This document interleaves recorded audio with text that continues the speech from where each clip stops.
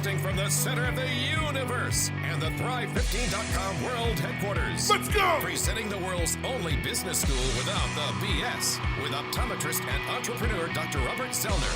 And the former Small Business Administration Entrepreneur of the Year in your ear, Clay Clark. It's the Thrivetime Show. 3, 2, 1. Boom, boom, boom. Welcome back to the Thrivetime Show on your radio. My name is Clay Clark. I'm the former SBA Entrepreneur of the Year. And guess who is back inside the box that rocks? Guess once, guess twice. Who is it? Come on. It is my main man, Dr. Z, back for a visit. Sir, how are you doing? I am fantastic, and I am sorry if you jumped the rails the last couple of days because I was not here. You know, I am the guardrails for Clay Clark. You know, he is the world's #1 business coach. That is confirmed. It's been certified. It's been stamped. He's #1 business coach. But he's a business coach that needs rails. And I am his guardrails. So I'm sorry. I missed a couple of days. I was traveling, trying to expand the empire. And could you answer a few questions about where you went? I'll keep it vague. I just want to know: was it left of Tulsa? Did you go west of Tulsa on your travels? Did you go? I was on the west side of the Arkansas. Yes. Did you go south of Texas at any point during this most recent excursion? Ooh, no, I did not. Okay, all right. So it's somewhere in the Southwest. That we'll leave it there. It's the life of mystery. He's an international man of mystery. International man of mystery. And I can say that because you do go to other nations. Oh, of course. Yeah, I mean it's fun. Did you go to North Korea? Did you go to North Korea on your most recent visit? I've tried to get in there, but Kim Jong-un or whatever his name is. I mean, he's a tough one to get past. This is not a political show, but I have a question for you. Oh no! What do you feel like from a business perspective if you were going to bet on the economy of North Korea? You know, from buying their stock, buying their technology. Would you be a betting man and saying that he is definitely the kind of guy who has the mental capacity and the tenacity to develop a nuclear arms industry over there? Yeah. Unfortunately, they are a hot mess. They are, yeah. Whatever you do with a hot mess, I'm not sure if you're buying or selling or bombing or whatever, but it's kind of a slight to moderate hot mess over there. I have a Kim Jong-un story that you're going to enjoy here, okay? So my son is turning 10. He has a 10-year-old birthday party. Yeah. And what happens is when you turn 10, what you want to do is you want to invite your buddies over. Okay. And you want to have a sleepover. Yeah, that's the move. That's the move. But that right there is where the lie starts. Is there's no sleeping. They're just going to stay over. It's a stayover. It's a stayover. And their plan is to basically stay up and to look at the clock. And if anybody starts to doze off, they wake them up because they're weak. And they want to stay up until after I have fallen asleep. And they want to knock on the door. And then they want to giggle. And then they want to run upstairs. This is the move. This is their plan. This is the move. It sounds like a wonderful plan, by the way. So we were going to do the water slide. Well, the problem is the rain is coming down, just torrential rain, just rain everywhere. Yeah. And so you can't get your deposit back on the water slide, nor will they set it up because of the lightning and that kind of thing. So I can use it at any other time. Well, I go to tell my son the news, and he's going to cry. He's that 10-year-old on the verge of tears. Oh, yeah. Where he's doing the... So I said, Aubrey, I have a plan. And by the way, if you're a dad and you want to know how to fix these problems, the first step is you say you have a plan. Oh yeah, then you can just see the brightness in their eyes return. Then what you do is you claim you have to go to the bathroom. But I got to go to the bathroom. I'll be right back. And then in the bathroom, you're in there and you go, I got about 2 minutes here to come up with a plan. Come up with a plan. So I come back. I said, here's the deal. We're going to go to Dave & Buster's, and we're going to go bowling, and I'm going to take your bros to Brahms. You guys can buy anything you want, and you get to use the water slide any other time you want. Oh, my gosh. Why was I not invited to this party? Well, his face, he makes the face where he's processing going, oh, yeah. Is this good? Is this a down arrow? Is this an up arrow? His 10-year-old mind is like, is dad trying to pull one on me? It's good. Finally, he gets that. He cracks a smile. Now we're into the happy zone. Things are going well. So we take him out bowling. And I won't get into all the details, but let's just say that one of the guys who was bowling was Kim Jong-un. Oh, okay. All right. Let's say he was. Okay. When you bowl, the idea is to roll the ball down the lane. Yes. And the attendant is very specific because he sees you have 10-year-old boys. He says, 1, no drinking on the lanes. 2, no running down the lanes. 3, no throwing the ball. These are all rules that as an adult. He knows they're going to do them. He knows it up front. And so the guys look at him for a look of affirmation of like, he says, okay, guys, you got that? So no running down the lanes. Check. No throwing the ball. Check. And they go, then they're looking at him. This is like Kim Jong-un. He's looking at Trump. He's looking at the head of the Philippines, the head of Japan, the head of South Korea going, yeah, oh, the head of China. Yeah, oh, yeah, I get it. And then as soon as I look away, and it had to have been for like 7 seconds, here comes Kim Jong-un, one of my son's friends. Oh, yeah. He throws the ball, Z, as high as he can get it into the air with his 10-year-old body. Oh, yeah. And he's built like a 14-year-old, this kid. He's like a tank. He's a tank. Throws it, and I see it. And I'm thinking to myself, no. And it just comes down, and it seems like it takes forever, but it didn't. And then, boom. Bam. And I'm thinking that had to break the floor. And right away, the mall cop comes over. Oh, yeah. Oh, yeah. And this pattern proceeded until I got crazy. And I think that's what's going on right now. I think there's a pattern that's going on, and eventually we're going to have to get crazy to keep Kim Jong-un from throwing the bowling ball. So you're saying he's like a 10-year-old boy throwing the bowling ball up in the air when he knows that all the mall cops in the bowling alley lane place do not want him to do it. And he has a 10-year-old mind, so he has no idea that like this is not acceptable behavior. He's just going to do it. So it's just, I think Kim Jong-un is a dictator on a quest for infinite amounts of ice cream. That's my thought. Well, once again, you have proven my point about being one of the world's best business coaches, because you just did the business of a 10-year-old kid's birthday party. Ooh. You just kind of you had an epic downpour. So epic now downpour. You changed the plan. You had to go plan B. I went to plan B. And sometimes in business, and that's what we're here to coach you guys up. This is the business talk show on steroids. We're here to help you with your entrepreneurial needs. And what you did is you went to plan B, and it almost sounds like it was even more fun than plan A. They love the plan B. The only problem is I took Kim Jong-un into Brahms. He sprints into Brahms, and he falls down and almost wipes out other people. Oh, no. I'm like, how are you? It's just watching the development of a young Chris Farley is what I felt like I was watching. It just was like, I see how this is going to end. Please stop breaking things. Please just stop. Now, here's the deal, Thrivers. Today's show is about a topic that I am especially passionate about. This would probably be in the top 5% of passion topics that I've ever discussed on this great business coach program. Broadcasting live from the center of the universe, you're listening to The Thrivetime Show. So is it time to bore down, or is it time for boredom? That is the question. Okay. So let me walk you through the scenario, okay? So scenario number one is that on our planet right now, we cheer for achievement, but not for process. So let's do an example. Let's talk about basketball. People love to cheer for LeBron going, man, if I was 6'8" and built like that, wouldn't it be nice? But they don't think about how did he get built like that? And how did he improve his shot? Or Steph Curry, how did he improve his skills? Or with your optometry clinic, I've heard people say, I'm up to probably a dozen people who've said this about you. This is what they say. They go, must be nice. But in my business, I can't build a script. Must be nice. Must be nice. So then I always say, are you aware that Dr. Z grew up without copious amounts of money? No, he didn't have a bonus around. He didn't have a rich uncle. And they always go, oh, really? Well, I see his name everywhere. I've heard this many times. Well, I thought his family was in the medical business. They owned a lot of businesses. And I go, no. He was the epicenter. He was the starting point of that. And what he did is he worked 7 days a week. And he started off washing dishes. And so what he did is when he started his optometry clinic, oh, by the way, after saving money and working for somebody else and working 7 days a week, he saved up his money, and what he did is he bore down. And you thought deeply upon the idea of how can I make optometry scalable. Correct. But there are many things that you do in your optometry clinic every single day that other optometrists who typically they're sad optometrists and tell us they call me and they want me to help them with their search engine. And I say, no. And this has happened at least 6 times recently. They'll reach out going, hey, could you help me? And I was like, I can't do it. We just went all of Tulsa, so that's it. But the thing is that they don't, optometrists in different parts of the country, they feel like they can't write a script because they say, well, in my business, it's different. So I want to get into that, Z. So when you started your optometry clinic, yep.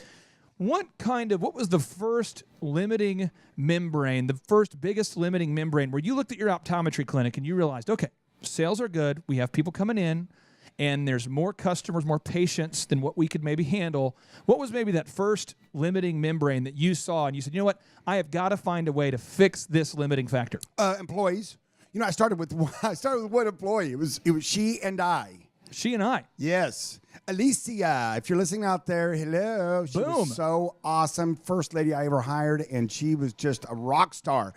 And it was Alicia and I. And at some point, it's kind of like if you're parents, when you go to 3 kids, you've got to go, when you have 1 or 2, your defense can be different. But when you go to more than 2, you have to do zone coverage. You go man to man if you've got 1 or 2 kids. You know what I mean? In other words, you can post up, you can 1-to-1. Hey, you got that one, I got this one. So I have an interruption question here. So you have to go to that zone defense. You go to zone defense. And there is somebody in the Thrive Nation, and I kind of like this because I sort of sip on the haterade and it fuels me. Yeah. We have a woman in Tulsa. If you're listening, hello, how you doing? She has a small PR firm, has 2 people working with her. Okay. And she recently went on a large Facebook rant, which I enjoyed reading, explaining that you and I are we're very we're mean. Because if we have to fire people, it means that we didn't do a good job of leading the people. That was her overall core concept. Yeah. Basically, we're mean people. And she says, if you look at Elephant in the Room or you look at his optometry clinic, the ex-employees they had to fire. I mean, they have to fire people because they're not good at training. And so I would like to maybe get your take on that because I hear a lot of entrepreneurs go, yeah, in my business, it's different, so in her business, it stayed small for a long time. It's been her and 2 people for, I think, 20 years now. So she's keeping that small, but to grow to where you have hundreds of employees, talk to me about the mindset change that has to happen and maybe also counteract said accusations of meanness. Well, here's the deal. I mean, if somebody has the heart desire to be a life coach, I mean, if that's what you want to do, and you want to coach people up and you want to get into their minutia of their details of their problems and their limiting factors and why they don't show up on time or why don't they not perform or why they're one of the 75% of the people out there that are robbing from you. I mean, I'll just say I know. According to the U.S. Chamber of Commerce and CBS News, if you Google it, Dr. Z is correct. 75% of employees do steal from the workplace. Most do so repeatedly. And the article is called "Are Your Employees Robbing You Blind?" Look it up. It's on Google. Boom. Back to you. Yeah, it is. And so you say, well, it's only a pen or a pencil, right? So there's an amount that you draw. We all draw the line of toleration. Okay, I saw them. They stole a little time. They clocked in early. They had their buddies clock them out late. I mean, there's a little bit of shrinkage we put up with as owners because we know nobody's perfect. Right. Okay. I mean, nobody's perfect. So let's go there. But also, that doesn't mean that you can't make things better. And sometimes people are who people are, and you hired it's the wrong fit. It's not that they're a bad person. It's not that the job you want them to do is some impossible task that nobody can do. It's that you have a bad fit. And when you have a bad fit, it's bad for both of you. And that's why you do ongoing, never-ending, you're always hiring, you're always interviewing. Right. And basically, if you're tired of tolerating somebody, you tolerate them for as long as you want to. Right. And then when you have a better fit, you just like a football team, you make cuts. And that's why maybe the thriver with the small business is a little bit frustrated, thinks we're mean. But if somebody will not, if they know what to do and they simply choose not to do it, it's up to you to either A, stay small, do it all yourself, or B, to make some cuts. Well, and I'll just be very frank with you. We've talked about it on other shows. You can go back and listen to podcasts. You can get on Thrive 15 and look it up. But in order to be a great entrepreneur, in order to be a great boss, you have to be able to wear both hats. You've got to wear both hats. The good cop and the bad cop. And the bad cops. If you've ever ran into a bad cop, they can be a little mean. Sir, do you know why I pulled you over? Sir, do you know why I pulled you to the flashlight right in your head? Sir, do you have insurance? Sir, Thrivers, stay tuned. We are on the Business Coach Show, the Thrivetime Show on your radio. When we come back, more about digging down deep to build those systems. Stay tuned. ThriveTimeShow.com.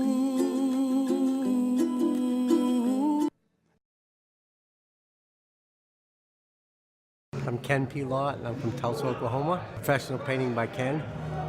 Quite a bit of stuff. A lot of stuff I know that I needed to do but didn't know how to do it. Web page, how to hire people, sales, making a schedule, making programs. I mean, just a lot of stuff. I mean, it's overwhelming, but it's good stuff that you can actually put to practice right away. It's a lot different than I expected. Been to different workshops and you're just waiting for the sales punch, and they give you ideas and stuff, but it's always 10 years down the road when you can actually apply the stuff.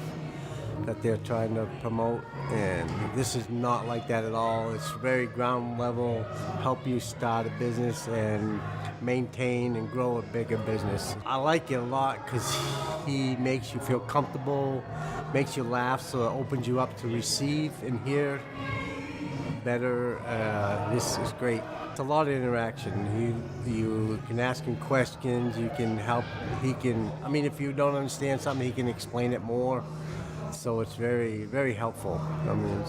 They're missing a lot because a lot of businesses probably do some of the steps that he's teaching, but there's so much they can learn into easy steps that they'll grow the business even better. It's not like any other workshop I've ever been to. It's very laid back and a lot of information, and it's a comfortable setting. It's awesome. It's a really good experience.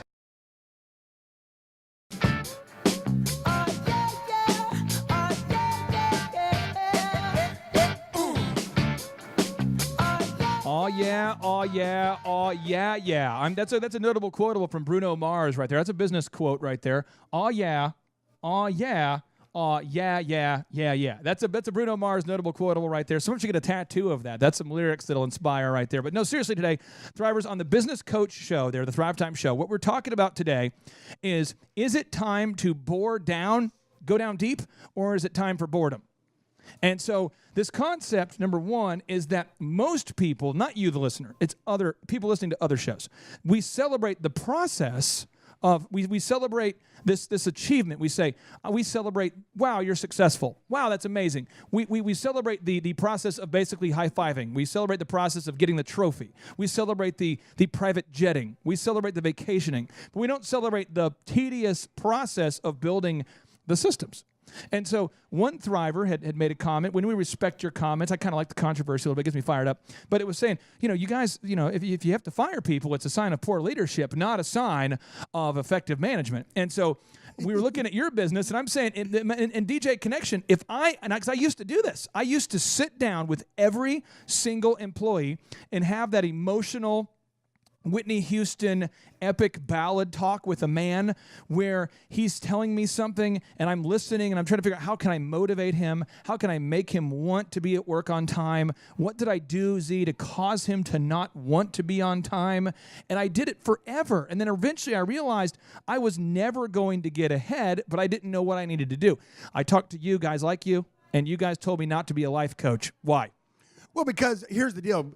That person, the key is to find good people and then teach them what to do. Oof. Instead of finding trained people that have a bad attitude. Because what happens is you can't change a guy's attitude. And I respect the lady's opinion that wrote that rant that you were talking about. Kind of get you fired up. I like getting you fired up. Well, I was in a meeting with two of my clients, and they're like, "Hey, man, you're on Facebook today. It's a face." And I'm going, "That's great. That's a great thing. What am I on there for?" And they go, "Well, apparently you guys fire people. Apparently you're mean. And apparently there's a lady with a small business who thinks that you guys are mean." And I'm going, that's probably great, because the thing is, you want to whatever you're doing to make your business stay small. I don't want to do that. Yeah, I once had a lady that was stealing cash out of the drawer, and it was probably poor training. My poor training. Yeah, you did a poor job of training. Poor job of training. You're a bad man. That's what it is. I should have just let her stay, and you know what? You just steal an appropriate amount, and you know what? It's just the cost of having you as my employee. No, it's your business. You get to choose who's around it. You get to choose even what the business sells. You get to choose where you put it. You get to... Z, I want to ask you this now, because Sharita manages a lot of the members of our team. She's managed at one point the entire search engine team. Now, let's say that it's Sharita, and she's delegated a checklist. Sharita, have you ever seen this where you've given someone a specific checklist to do, and they chose not to do? Has this ever happened to you? Oh, multiple times, yes.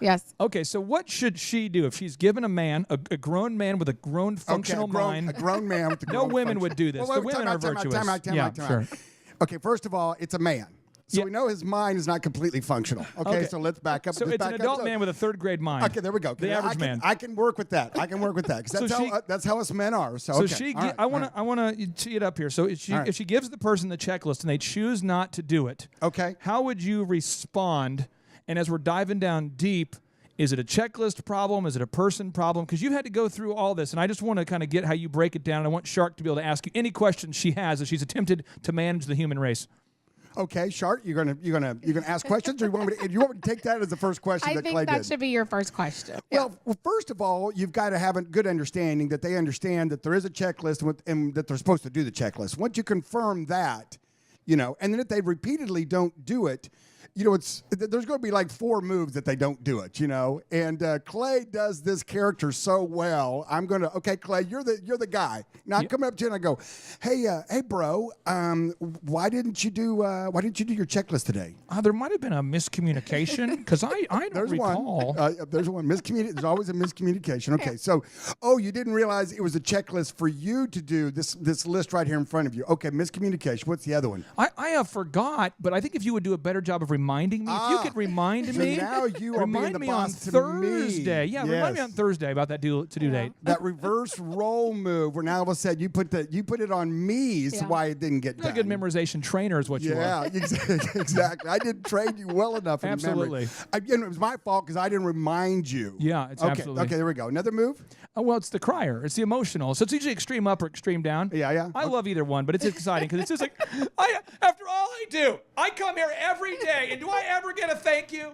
No. And all I get is you coming to me, and my father is sick. And then you find out they don't even have a father or just some weird. Which I always point out in those, like, you get a paycheck for coming here every week. Like, that's the deal. Like, that's your thank you, right? Like, you got paid for the work exactly. you did. My check didn't bounce last week, right? Yep, Okay, and they have the misdirection where they'll typically bring up like something that's not at all related to that thing. And they'll ask you it sounds smart, but it's a priority thing. Did you want me to get this, Sharita? I mean, did you want me to get the search engine done, or did you want me to do the checklist? Yeah. You get the checklist. Yeah, which quality or quantity? I was thinking that this other thing was the more important thing to do today. I thought that was priority 1 was to get that done. Now I was just so anyway, those are the moves. What'll happen is you'll sit there and listen to them, and then you'll re-explain that the checklist is a priority, that they need to do the checklist every day, all right? And that is their job. That is part of their job. What? Now, you may have other things on top of that. And then guess what? If they continue to not do it, now the ball, when you play tennis, there's a net right there. You know what I'm talking about? I want to play tennis like one of those European women that makes those noises like this really inappropriate. You actually, with your diaphragm by grunting, I think there's a certain way you do it. You get a little power on the ball. Yeah. Boom, boom. I want to be like Serena. Yeah, there you go. Kicking butt. There you go. She screams. She's So- like, Screamer? So we're playing tennis, and now what we're saying is this: is the ball now is on your side of the court. Yeah.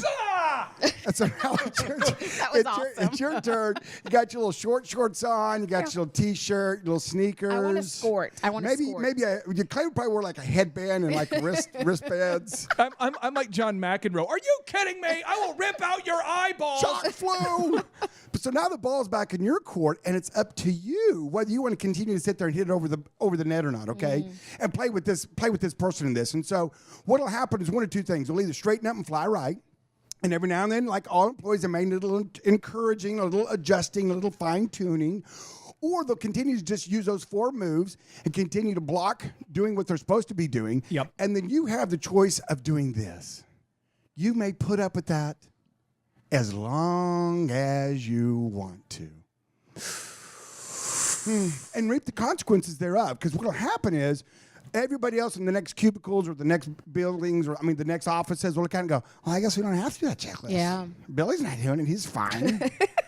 or the other move is. It's true. Or the other move is, I don't want to work at a place because I'm having to do Billy stuff now too. Because that stuff has to get done. Right. So now the guy next to him is going, well, if you're not going to make Billy do it, then I'm going to do it because I care about the business. Yeah. Right? Which is why you would probably want to get out to our workshop here, because if you go to thrivetimeshow.com and you get the tickets to the workshop, we have a 2-hour-long training just on how to recruit people, like the specifics of what job posts you put up, what job boards you post on, how to respond, how to get them in, because you can't hold people accountable if you can't replace people. But today, as we're talking about diving down deep and boring down into business mastery, when we come back, we're going to get into this next concept, which is mastery can only be achieved through having a magnificent obsession about something. You must be obsessed.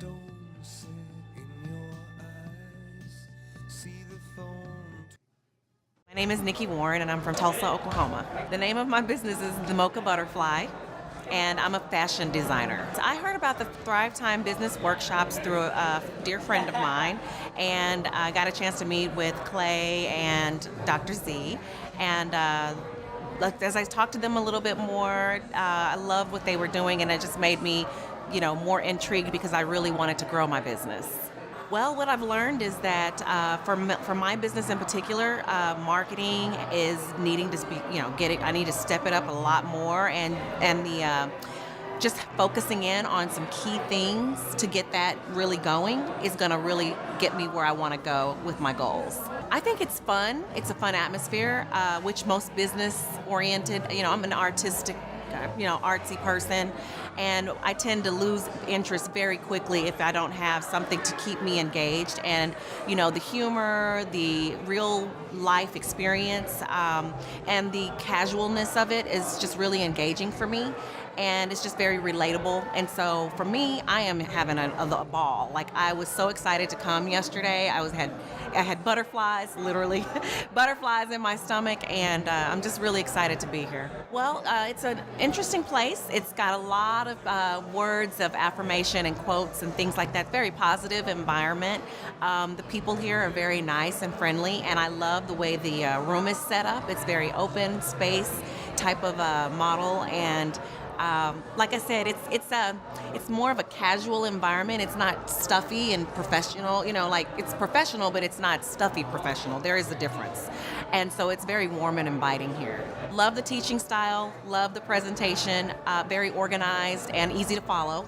And like I said, the real life experience and the humor just adds that much more to it. I know people who go to different workshops, and I'm not sure if they're grasping all of what's being presented there, but I am almost 100% sure that if they come to a workshop like this one, they will get some great golden information that's going to help them meet their goals if they're willing to apply what they hear.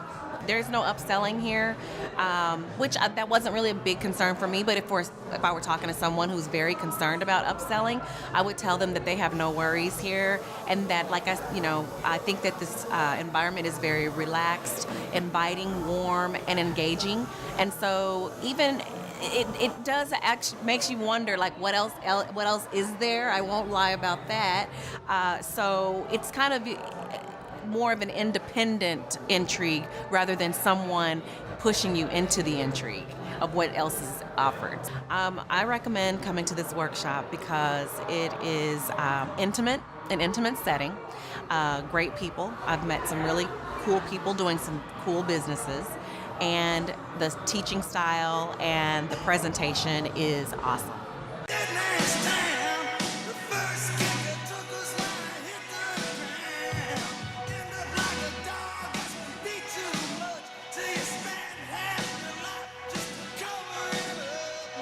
All right, welcome back to the Thrivetime Show on your radio. My name is Clay Clark, the former SBA Entrepreneur of the Year and your business coach. My entire focus is helping to coach your business to success because from my experience, having met the most successful entrepreneurs, I've met many. Up to date, I've met 3 different billionaires. I've met guys worth hundreds of millions of dollars, women who are worth a lot of money, very successful people.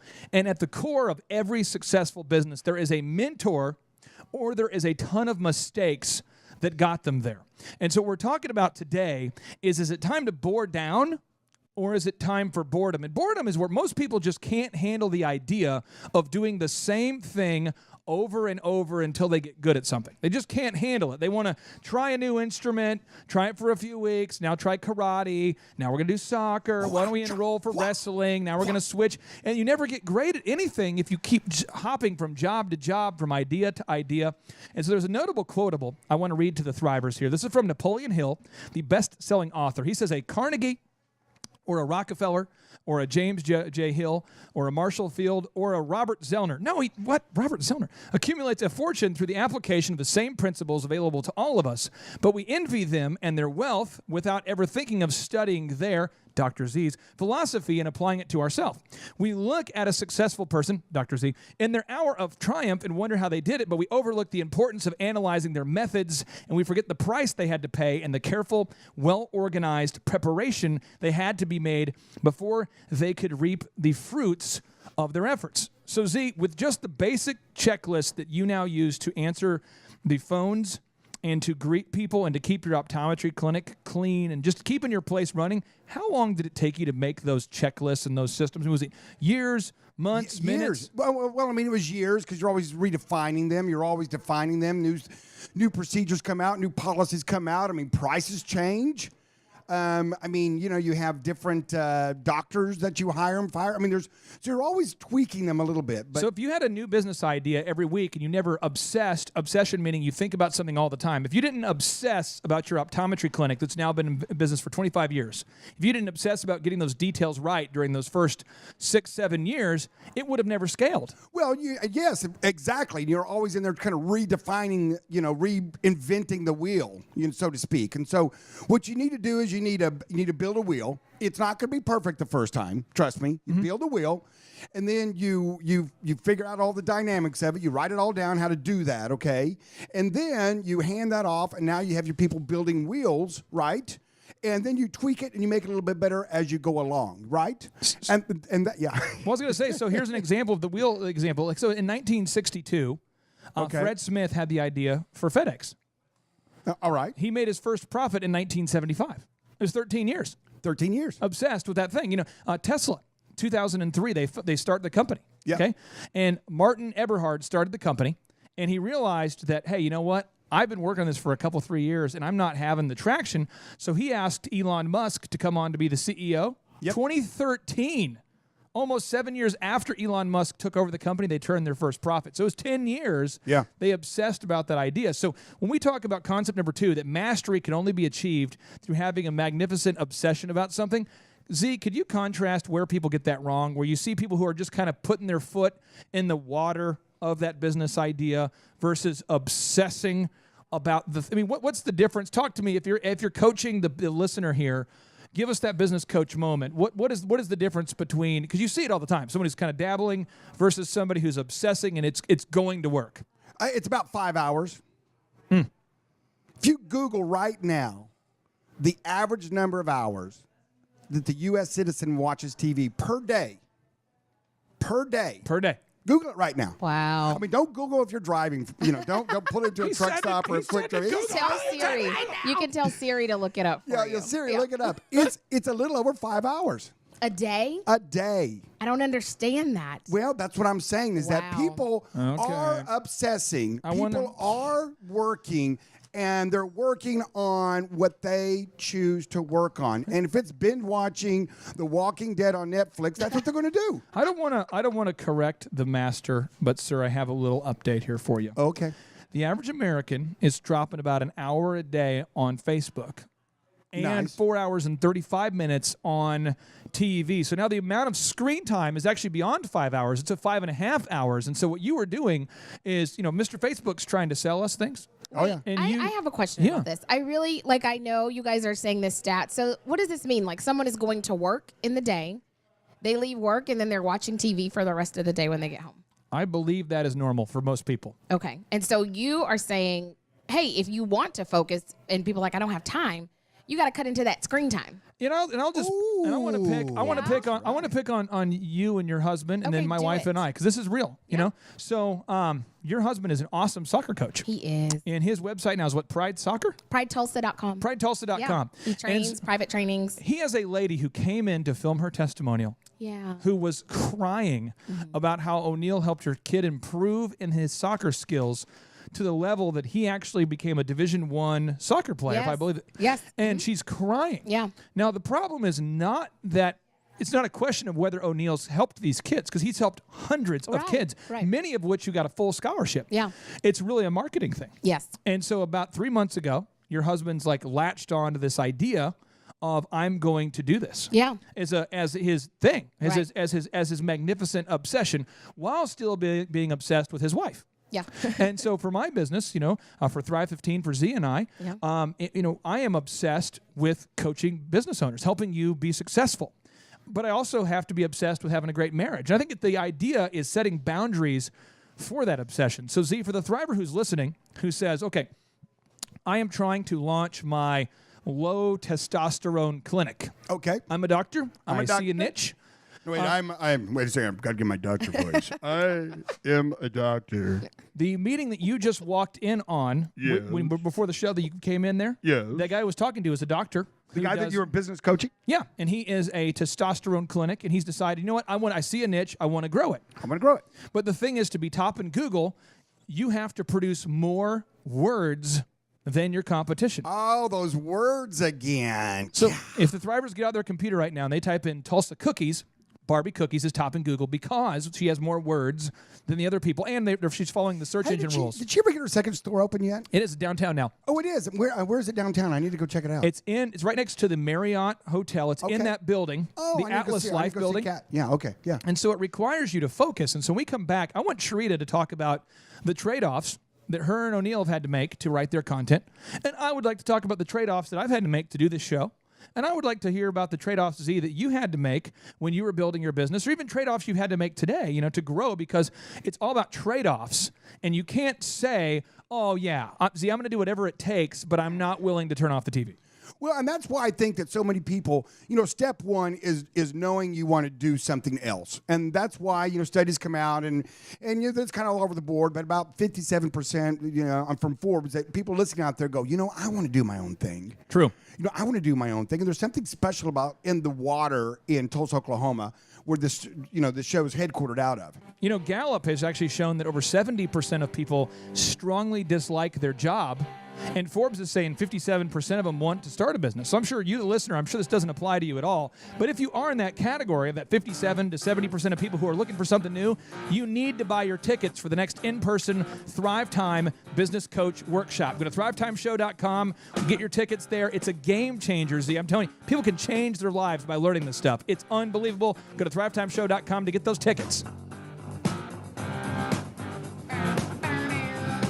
My name is O'Neill Bent, and I'm from Broken Arrow, Oklahoma. I first heard about the business workshops through my wife, Sharita Bent, and I learned a lot more from her, and also got follow-up calls from different members of the organization.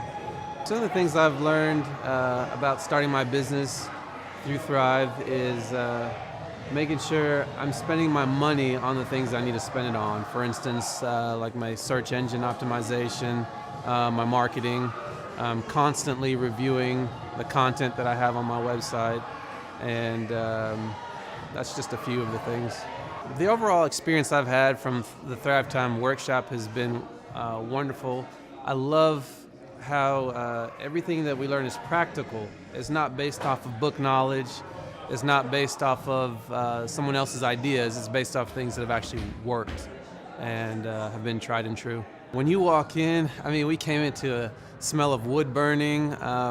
There's a chimney outside, so we walked to the building. And when you get inside, you almost feel like there's like I don't know if it's like a pub / club / work environment. It just feels really good. You have music blaring, friendly faces, people saying hello. And then when you sit down in your seat, you have nice, comfortable chairs, a wooden desk to work on, and everything looks modern.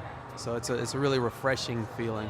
Clay's presentation and teaching style is very efficient, effective. It's also endearing, though, because he's very comical. He'll talk about different things he's been through, and they're all very funny. But he also hits the exact points he needs to hit at the right time. You never feel like, man, is he ever going to stop talking? You always want to keep listening, and then when it's the bathroom break time, you're surprised it's already there. So I like how he talks about these practical experiences, and it's very enjoyable. The interaction of the workshop is mostly Clay will give you information that you need to know, but then he also opens it up for questions. So there's always this question and response type of situation. And then there's certain things where he'll direct you to do things, and it's because he knows that that's the way to go. You might question it, but I highly encourage you just to listen and do. And to jump into a business and think that you know everything is the most prideful, arrogant thing you could ever do. But to come here and to speak to someone who's already done this many times, has directed several businesses, and can give you wisdom and information, I think it's wonderful. And I think you can never do anything on your own. You have to have other people around you to help you, and he's definitely helpful. The experience I've had at coming to Thrivetime workshops is I was never upsold anything. I mean, I come in, they do exactly what they say they're going to do, and they leave it up to you to follow up and do the work. And I think that's the way it should be. So it's very straightforward, and they do what they say. I recommend that everybody should check out Thrivetime Workshop because there's so much knowledge and information there that you can use to help you run your business. And like I said before, I don't think you can do anything completely on your own. And when you have so much resource and knowledge in one area, you can use all of that and get exactly what you need.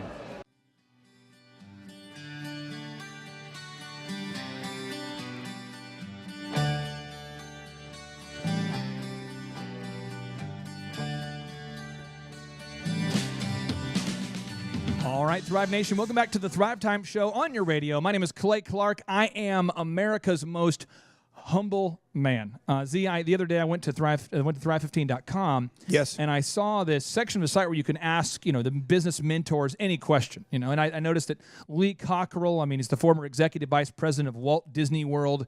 He's a mentor. I realized the PR guy for Michael Jackson and Nike and Pizza Hut, he's a mentor. I realized that you're a part of the company. I realized that I'm a part of the company. It's kind of crazy. And so I went ahead and I emailed in this question. I said, why do I keep getting nominated for being the most humble man in Tulsa? And I emailed the question into our team. Yes. And that's the only business coach question that I know of that hasn't been answered. You can email any question you want to info@thrive15.com. Any of them. Any of them. You can text us to 918-851-6920. But I'm kind of frustrated because I emailed my own company, and people aren't responding. They're not telling me why I keep getting nominated for being Tulsa's most humble man. Could you explain why I keep getting nominated?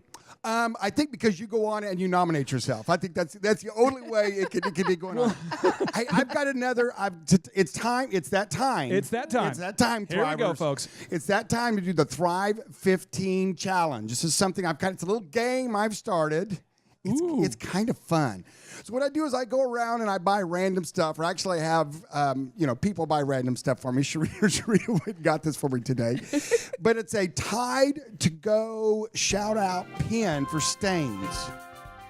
And now the game is, as you all know from listening to our show, your first month of Thrive15.com is $1. $1.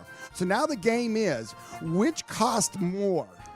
The first month of Thrive15.com, Sir, real quick, or a Tide to Go stick purchased at Walmart. I hate to interrupt you, but I want to make sure, Tulsa, you want to make sure you get your pet spayed or neutered at least twice. At least twice. You want to make sure it's good.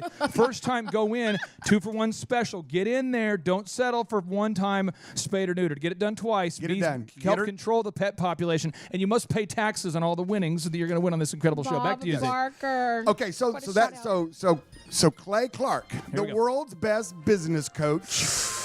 Which cost more, your first month of Thrive15.com or a Tide to Go stick? It's held in my hand, and I have the receipt in my other hand.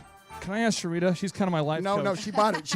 I know. I would say that the Tide it's less than $1 because Tide is a very value-based company. They care about American families. They would never charge more than $1 to remove a stain. Bink. You lose. Come on. The Tide to Go pen was $2.94 before taxes. So you can put a little bit more on there. So Thrive 15 costs less than this Tide to Go pen to get stains out of shirts, like I did. I had some salsa. It was on my.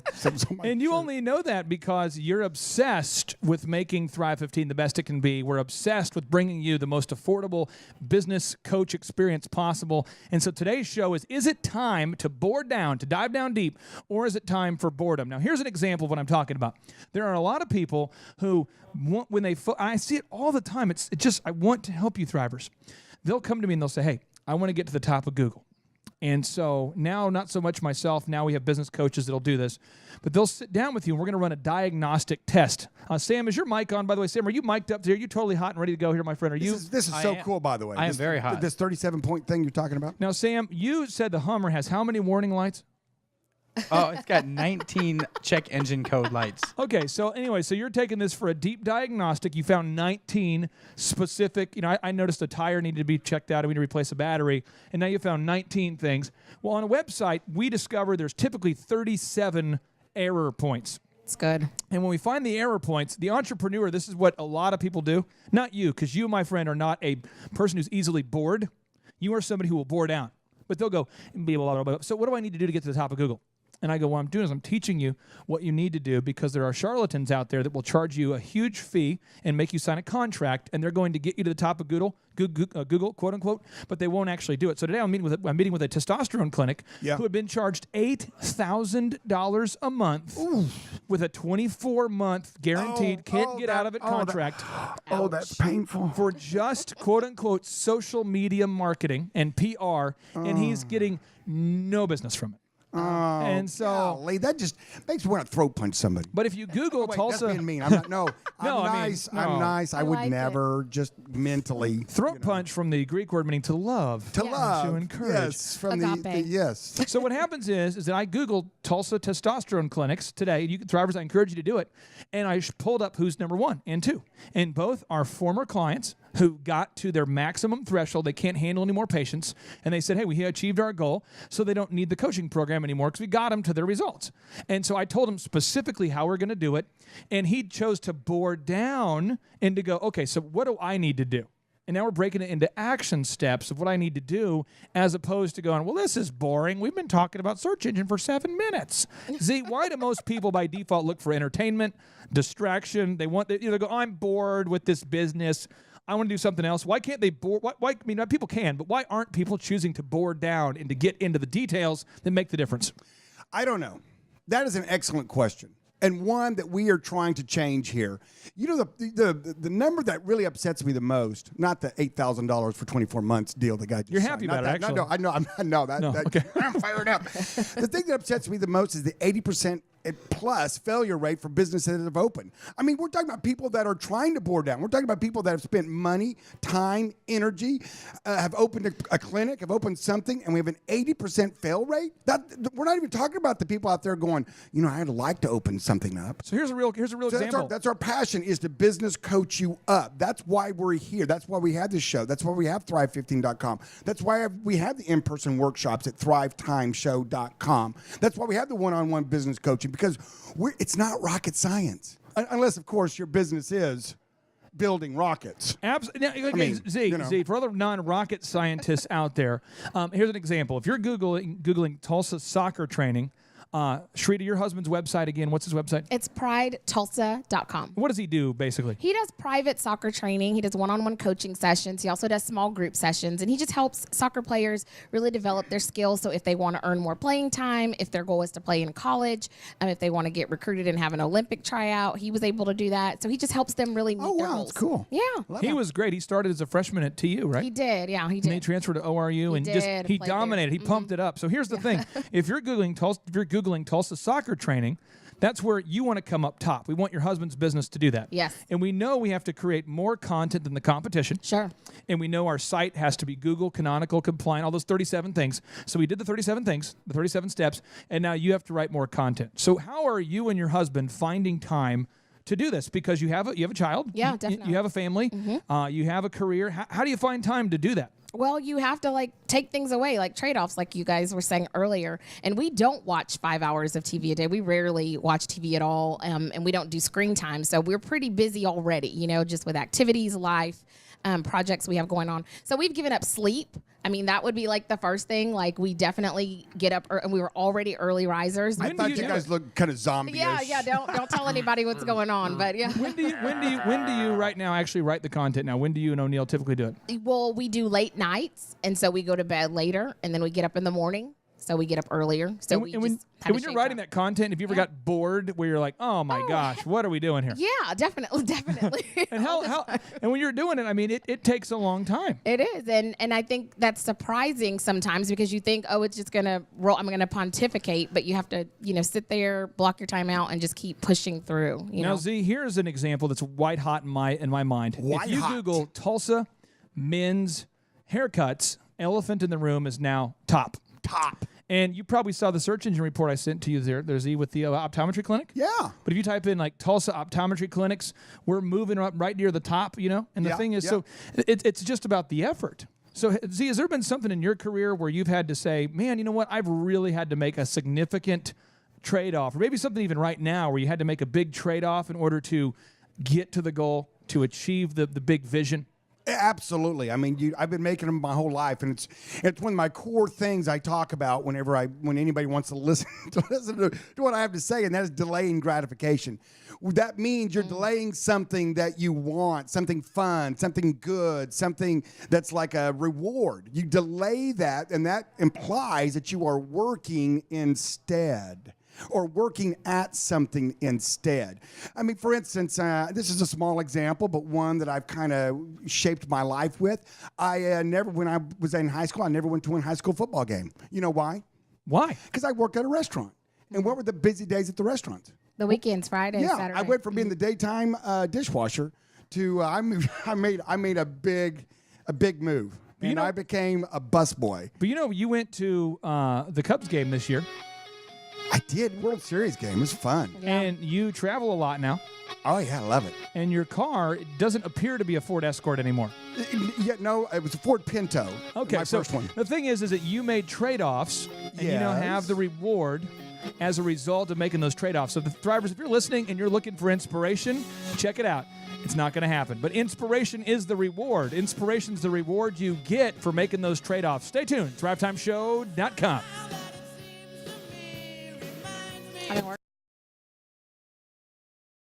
I'm Sam Parker. Okay. I'm Karina Parker. We live here in town. We're looking to be in the food industry.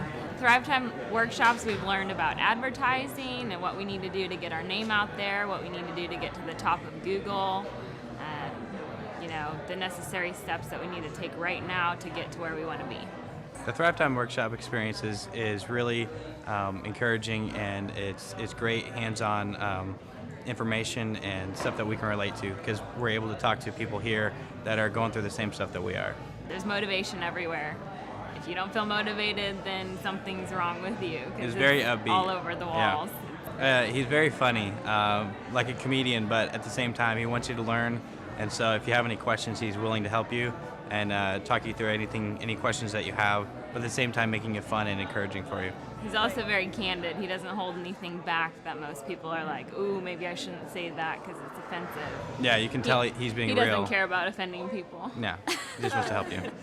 So I heard an advertisement that said to leave your wallet at home, and I mean, that's what it's been the whole time. It hasn't been like, oh, make sure you stop by our table in the back and buy 10 books and sign up for a 2-year subscription with us. It was just like, hey, what we do offer, there wasn't pressure, and it's a month-to-month thing. It's not like you're signing your life away. I'm about to say, sunshine, she's here, you can take a break.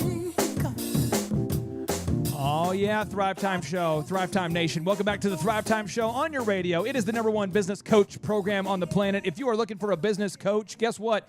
You have found us. We are here to help you. Our motive is to help you get to where you want to go with your business. And I, Z, would like to start this segment with a little success story as we're talking about boring down versus getting into that boredom. Wind. There's a thing called an FDD. It's a franchise disclosure document. Okay, sounds very official. And the illustrious, smart, educated, the geniuses in our federal government have decided to get involved in yet another industry, and I am so glad they did, because they always do such a good job. Whenever the government gets involved, they always make it more efficient. They always do cost savings. They're very, very... Is he being serious? Can you tell? Yeah, he's talking. I don't know. Okay, so see his mouth moving. So let me walk you through this, though. In the franchising world, there used to be a time where I could make a claim and I could say, oh, man, this franchise is doing great. Yep. And I never had to substantiate my claims with any numbers. In all sincerity, the federal government came in, the Federal Trade Commission, and said, you know what? People are being sold franchises. They're being sold a bill of goods that isn't real. And so to keep those claims from being made, we're now going to make you submit a certain format when you sell a franchise to the FTC called a franchise disclosure document, and you have to get that approved before you can go out there and start selling franchises. That's fair. How long has that been around? This is really the last decade. It's got more and more serious. All right. But now you have to have it in your possession for 21 days before you're allowed to buy one. Did the guy with the OxyFresh, was it in place before he started his deal? It was in place, but it wasn't in place to the level where you had to have it in your hand for 21 days. Not as like certified mail. It's a big thing. And so what happens is there's a part of it called the item 19 that's referring to your finances, and it talks about how you market and how you do sales. Yeah. Well, Sharita is helping with the elephant in the room right now, and the final, we'll call it the road to franchising. The road to franchising. Because the business is doing well. We have a turnkey model to grow it. Things are going well. But Sharita, you've now invested, if you had to speculate in the last 3 weeks maybe, how many hours have you invested of your personal time into diving into getting all the details ready for that particular franchise disclosure document? Oh, my gosh. I would say, gosh, I let's see. Like some days I'm up here for like 3 or 4 hours working on it. I've done that at least like once a week, and then I worked on it at home. I really haven't tracked it, but it's been a lot. I bet you're up to about 20 hours is my guess. Sure. But then Abigail worked on it too. She's doing the same, and she's probably done more than me. So that's like 50 hours. Yeah. And then my wife. Yeah, Vanessa and you. And then me. So I'm just, right now we're about 110 man hours into this process of making the trade-offs. And so it ties into concept number 3 is time freedom and financial freedom can only be gained as a result of making trade-offs. So here are 4 examples that every single time, Z, when I work with a business coach client, if they're unwilling to do this, I say it's time to pull the plug. Oh, wow. I hate to say this is like, these are the ones where I say it's time to move on. Time to move on. And we always have a waiting list. We have so many business owners that want us to help them, and we only do one business per category, and so it's sort of Boy, I see why that lady went on a rant and just said we're so mean. Wow. Now, so here's an example. The call scripts. The call scripts, okay? So when the phone rings, you have to have a formulaic way that you answer the phone. And I ask clients all the time, I say, here's a template of the call script for Elephant in the Room. Here's one for Epic Photography. I need you to write one to the best of your ability for your own company, and I will edit it for you because you have a tacit knowledge. You have an intuitive knowledge of your industry, and I need you to make this. The folks at Tip Top Canine not only came back with a script, but it's detailed. So you ask them, how long did you spend on it? And they're like, oh, we spent like 4 or 5 hours. 4 or 5 hours on the script that they used to answer the phone. Well, okay, bing, bing, bing, bing. That's good. And so now when they come in, there's no way to trade that off. There's no like quick move because they know dog training in the way that I could never know it. Every business is the same, but I don't know dog training as a specific skill. So what they did is they made the system and they come back and we can fix it. But Z, I see so many entrepreneurs that say, you know what? I'm not willing to write a script. I just don't have time. And I want to help them. I almost want to plead with them. And I'm going, you do sometimes. You do plead with them. You've seen me do it. I have. I get kind of funny with it, but I'm like, come on. Yeah, you're trying to encourage them. On behalf of your wallet. Help me. Help you. So the entrepreneur who's listening who says, I don't have time to, because this is the steps. You have to record your call so I can hear what your calls sound like. And 2, you have to actually write the script. What would you say to the entrepreneur out there listening, doctor, dentist, lawyer, whatever, who says, I don't have the time to record my calls and to write my script, but I want to make financial freedom a reality? That's why I'm so excited when our business coaching in-person workshop, we spend a significant amount of time with that golden topic of scripting sales. Time management. Oh. I hear that all the time. Yes. Talking about time. Time keeps on. People say, well, why aren't you getting that done? Well, I don't have the time. Why aren't you doing this? I don't have the time. It's always time. And you know what? You can't make more. There is a limited number of that in the day, by the way. Oh, really? Yeah. But what you can do, though, is you can now come to our in-person workshop and learn how to make time work for you and you not work for time. Yeah. Was that kind of operatic? No, that was really good. And something I've learned from you guys that we teach a lot of our clients that we coach is working on the business because you spend so much time working in it, you know. I like this mood you're setting This here. is time after time here, Cindy Lauper. You know, this is a good segue. Yeah. This is a good segue because I have a bucket list item that I need some help with. If you're listening out there to this podcast, you're listening to the show live right now, I have a bucket list request. And I need you to help me fulfill it. He has requests from time to time. Very rare. Very rare. Would you do this for me? If you have an event coming up sometime this year and you need a DJ, I would like for you to write into info@thrive15.com with your compelling story of why Clay and I should come out and DJ your event. It's going to be a drop the mic event. Clay's been retired from DJing for forever, it seems like. And I was a little hurt over the years that he never asked me to DJ event because they're doing like 4,000 or 5,000 a year. It's like you just throw me one little event. Yeah. I mean, like a birthday party in the backyard. I mean, something, right? It didn't have to be like a big ballroom wedding. Z, here it comes. So emotional right now. All right, now Thrive Nation, I'm going to clarify what a disc jockey means. You're going to have a host, an MC, an entertainer, somebody to lead the way from the beginning time to the end time. You're going to have an event planner. You're going to have the professional sound and lights. Any music you want, we'll get it. It's going to be an extravaganza. People from your family will be emailing other members of the family saying, I wish you were here. People will be texting, tweeting. Probably a lot of tears, tears flowing. I mean, this could be the best day of my life. For thousands of years, there's been allegations of aliens visiting us. They will just say, you know what, forget it. I'm tired of the mystery. I will reveal myself. You'll have aliens coming down to beam down here into fellowship with you to celebrate the pageantry and the aura of that day. It's going to be Area 51 will no longer be a myth. It'll be real. Aliens will be partying with you. That's how great it's going to be. It'll be there. And here's the deal. It's going to cost you nothing, free. We'll bring everything. We'll provide it all. And we will just stay as long as you need us to stay. And it'll be awesome. And that way I can check that off my bucket list. And Clay and I can have some fun with it and DJ an event. And then I can, you know what? I can get over my little feelings that are hurt. So now, Thrivers, here are the areas where I'm telling you, when I coach your business, this is where we get stuck if you're not committed, okay? Because we can generate, the Thrive 15 team can generate you a copious amount of leads. Through internet marketing, we can make your phone ring all day. But one, you've got to have a call script. Broadcasting live from the center of the universe, you're listening to the Thrivetime Show. Z, it may be a rude answer, but what would you say to the Thriver who just refuses to write a call script? What would you say? Do you really want to grow your business? Do you really want to own a business? Do you really understand that this is in your best interest? And you know, if they say, well, I just can't do it. I mean, we've got templates to do it. Okay, let's record some. Okay, you get on the phone right now. I'm going to record you. I'm going to call you, and you answer the phone the way you want because you know what you want. You just maybe aren't good at writing. It's intimidating. And I've never had a client who said, I want to do it, who we haven't been able to help.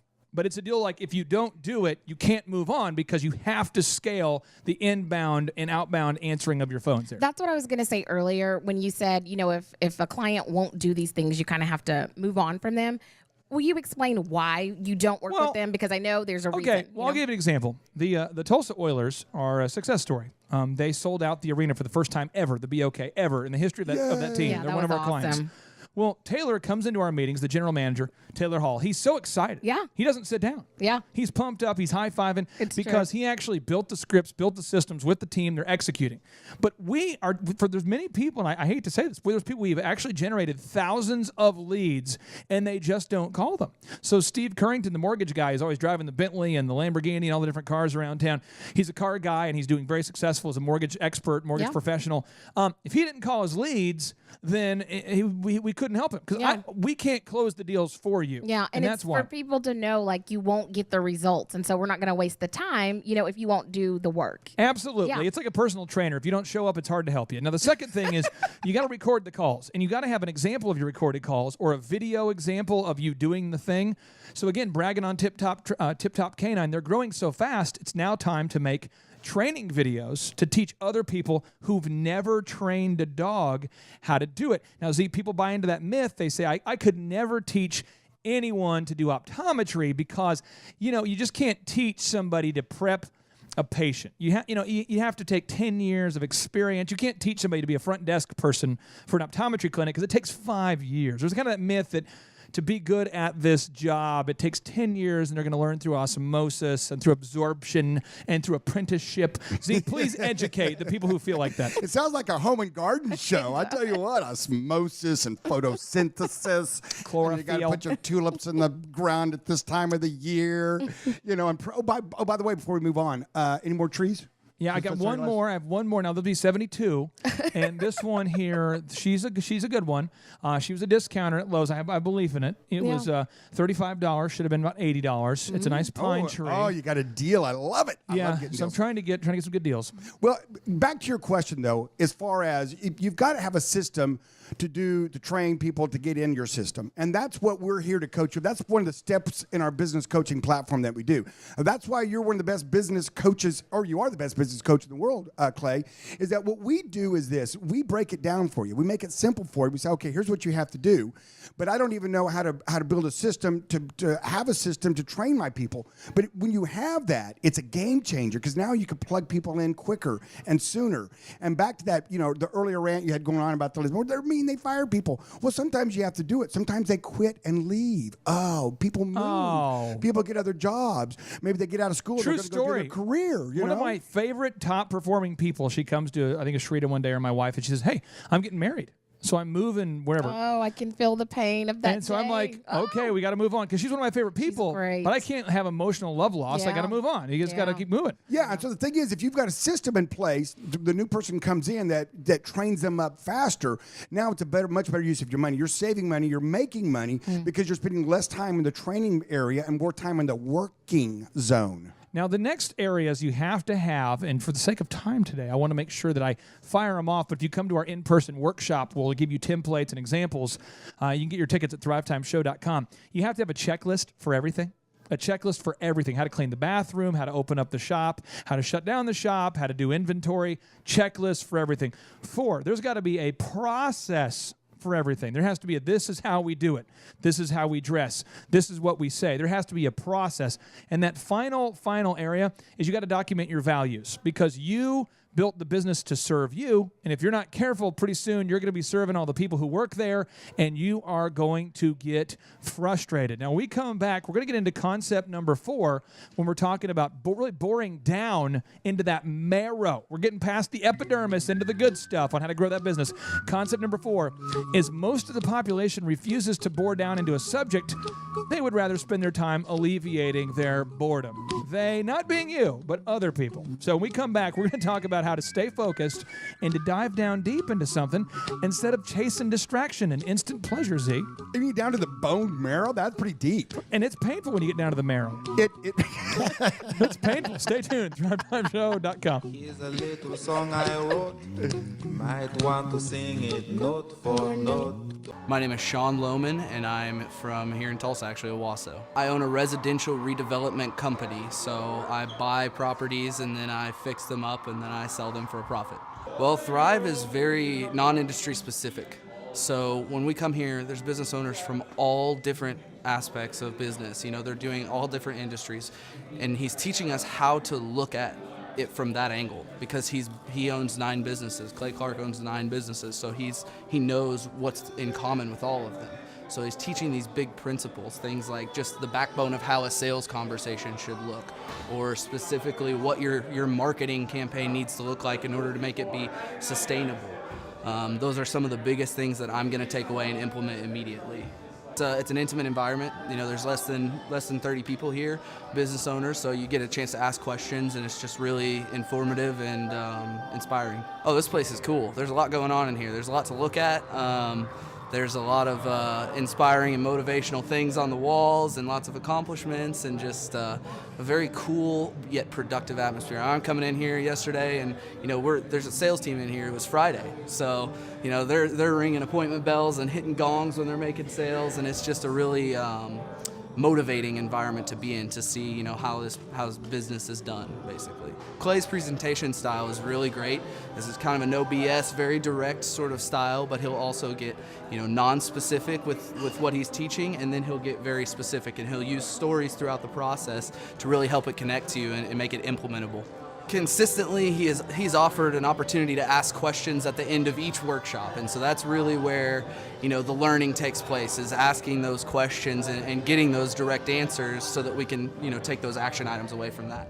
I don't see enough questions being asked, and sometimes that's just natural, but if people are missing out on the opportunity to ask questions, they're missing out on the opportunity to learn. And so if there's anything that's going to stop you from learning and growing, it's you. If you're here, you're going to learn and grow as long as you're motivated to do that. And these other seminars that I went to 6 actually in the last year. So of these 6, at every single opportunity, at the end, there's always a back of the room thing. Hey, you can spend a little money here and get this or that or this. And although those things are helpful, that's not always necessarily the best feeling we want to get. So he wants us all to know, and he's very clear about the fact that he's not trying to upsell us anything. His motivations are different. He's not trying to sell us. He's trying to help us. He's trying to mentor us. And he's very open about it. So I'd say it's awesome. That aspect of it's awesome. We need more people who are motivated in this world. We need more people who are willing to become entrepreneurs, who are willing to create jobs. We need more of that. There's not enough of it. So that's, to me, the message. That's the goal, is mentor 1 million people is this company's idea. And it's a beautiful idea, and I'm behind it 100%. So I want to contribute in any way I can as I move forward. This is just awesome.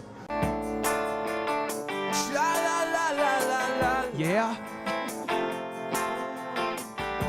Huh? See, isn't the New Amsterdam that new swanky bowling place downtown Tulsa, the New Amsterdam? I'm not. I don't think so. Do you crank it up a little bit? Oh, sure. Flamingo dancing, she dances while her father plays. Now she's a flamingo dancer. I just don't understand. Is this a new restaurant at the Blue Dome? Is this called the Flamingo Dancer? It's a new one that did dance. It's a sushi place down there. Okay, wow, okay. Well, anyway, that's the Counting Crows, and every one of their lyrics means a thing behind the thing. I start reading those lyrics. Next thing you know, I'm into a complete rabbit hole. I just am diving down too deep. I got to quit boring down into their lyrics. I love back before you became the world's best business coach. You might have been, kind of on that trajectory to be like the world's biggest punk. And I really like that season of your life when you broke down all those idiotic rapping songs and you just try to know the words and try to figure out the words. I'll tell you this. You deep dove. You had a passion for it. Yeah. And that was great. You had a passion for it, and you did it. Listen, people don't know how good they have it today with lyrics because I feel like we had to sing the wrong lyrics for a long time. You couldn't just... I still sing the wrong lyrics. Yeah, me too. And then people are like, that's not it. I'm like, people don't even know how good they have it. You can just Google lyrics. Google lyrics. I'm like, This is an example of how I would bore down into things that didn't produce revenue. Because and as a society, many people, you know what I'm talking about. You're on Facebook. You're just going on Facebook. Now you click a friend. He's commenting and he's going, North Korea's going to get it. And you're like, I don't know if I agree with that. You click it, and then you read your comments from your Aunt Karen. And Karen's like, we should blast them. And then your Uncle Daryl's like, you don't want to start a world war. And then some guy that you knew from college lives in the Philippines. And he's like, please don't. And it's just this. First. And then you're like, oh my gosh, Greg lives in the Philippines? Next thing you know, you're Googling the Philippines to see where they're located. And then all of a sudden you're on Wikipedia. Now you're learning about some weird thing about the cars that are made in South Korea. And that was an hour of your life right there. Right. An hour so gone. I used to go, and like you're saying, the lyrics weren't printed out. Yeah. So I remember writing down the lyrics. I'd play the song back, and I read it says, every Saturday, rap attack, Mr. Magic Marley Mall. I let my tape rock till my tape pop. Smoking weed and bamboo, sitting on private stock. And I'm going, sipping on private stock. What does that mean? Unless I'm diagramming it. I'm not kidding. I drive it out and I'm like, oh, I know. You have a passion for it. Private stock. Okay, I got that. Sipping on it, I say bamboo, and I go, oh, that's not appropriate. Okay, and then weed. I'm like, okay, I know this that. This is not bamboo like the that whole thing shouldn't have happened. And then I'm going, let my tape rock till my tape pop. And I'm going, he's talking about high-speed dubbing where you could record with the tape, the radio. Remember that you could record the radio with a tape? Yeah. I did that. So he'd let it record all night until it would pop because it got to the end. Oh. And I'm going, oh. And then I looked up Mr. Magic, and I'm like, he wasn't very good at all. And the whole thing was, that's what I used to do. It's just stupid. And so now I do the same thing, but I dive down deep into how to grow successful companies. And this is what I see. Concept number 4 is we're talking about boring down versus, is it time to bore down or is it time for boredom? Okay? So when you're trying to grow a business, you got to obsess about it. And we've discovered that most people, by default, would rather they try to alleviate boredom than to bore down. So let's give an example.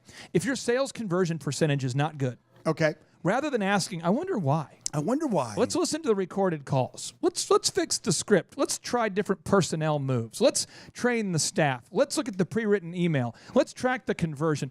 Let's install the lucky orange codec on our website and let's measure the traffic and see what happens. Instead of doing that, you're like, I think I'm going to read a gossip magazine.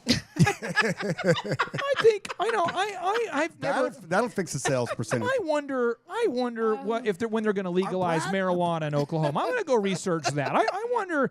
Why don't we watch House of Cards, but all of them tonight? And then you come into your meeting looking all tired. They're going, Greg, what happened? And you're going, I watched all the Game of Thrones, but it's hard because I was also trying to get all of the House of Cards in, and you see I've missed 4 seasons, and so I had to get caught up this weekend. Anyway, I didn't get the script done. I put them together and I made a new show. It's called Game of Cards. I can watch both of them at the same time. I want to brag on Witness Security.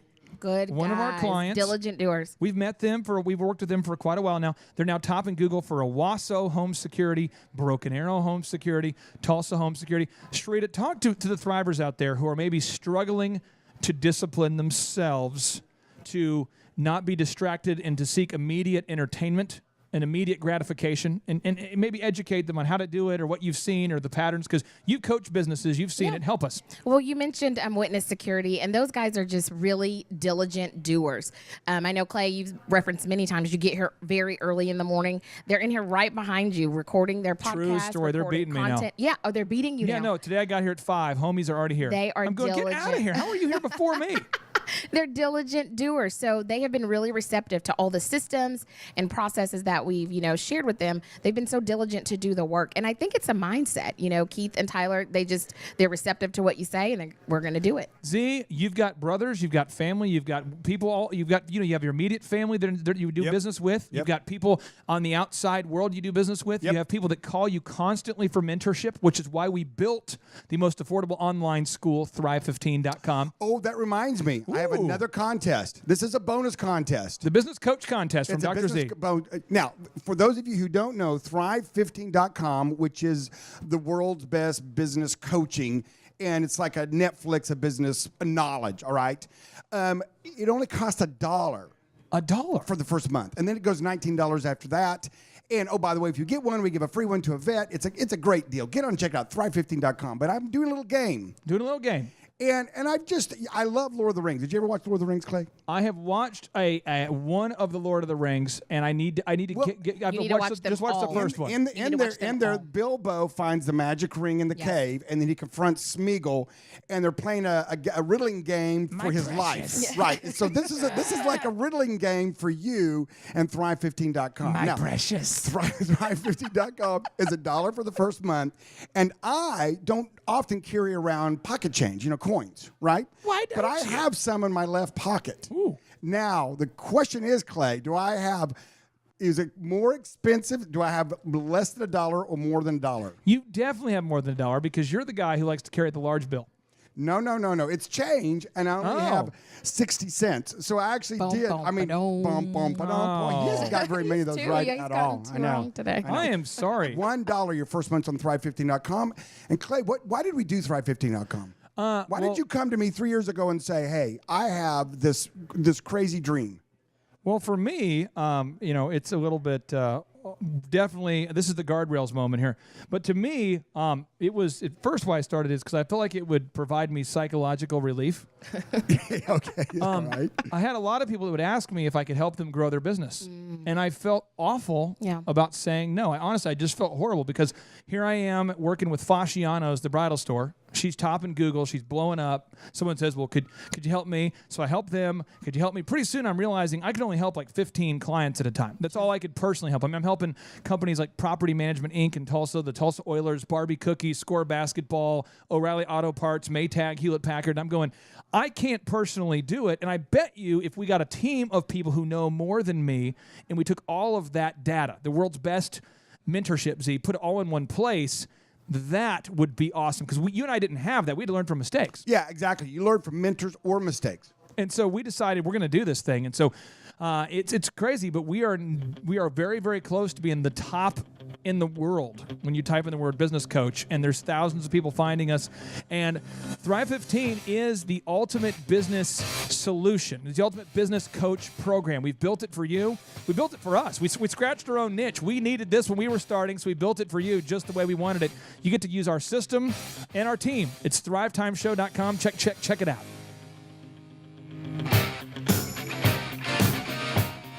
My name is Tyler Schultz with Witness Security from here in Tulsa. Well, I actually started listening to Thrive on the radio, 1170, and then I got my dad into listening to the show, and then it actually turned into Clay gave us a call, and we started actually working with Clay on a weekly basis. He's helped us drastically when it comes to the SEO, getting us a little bit higher in different markets. Then he offered the conference, and just learned a lot when it comes to the sales and the employee side of things. It's going to help our business drastically. Oh, very intuitive, just pulling you in to break down each part of your business. The interview process, the employee process. If employee's not working out, we let them go. It's a drastic experience. You just have to come and check it out. I mean, there's so many things that they can help you with. Clay's a funny guy.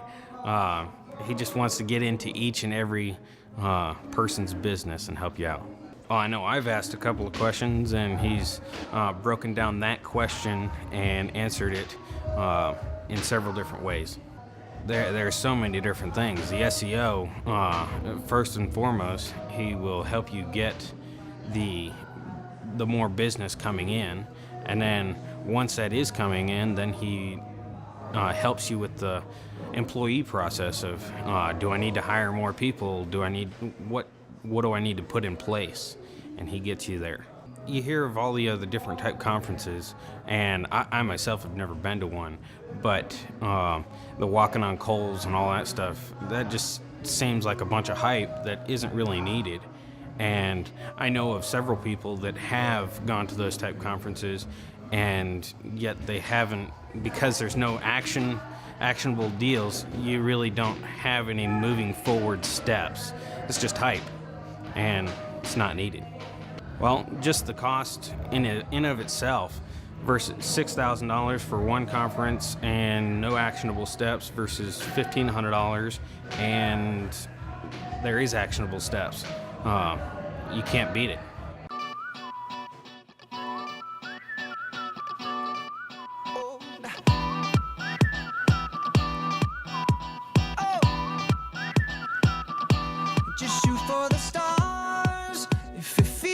When you keep playing the hot tracks, I almost don't want to come in unless I have cowbell. I feel like I have nothing else I can add. I got a fever. The only thing I can cure is cowbell. Come on, baby. If I had some cowbell where I could come in and just kind of get it. Then I would come in earlier, but I can't do that, and so I'm forced to just talk. And I realize my voice just takes down the mojo. See, you were getting good at jamming those hits as you're getting ready for your first DJ performance. I am practicing because practice does help you get better. So I am practicing, and I'm looking forward to our performance at some time in the year. So as I said earlier, info@thrive15.com.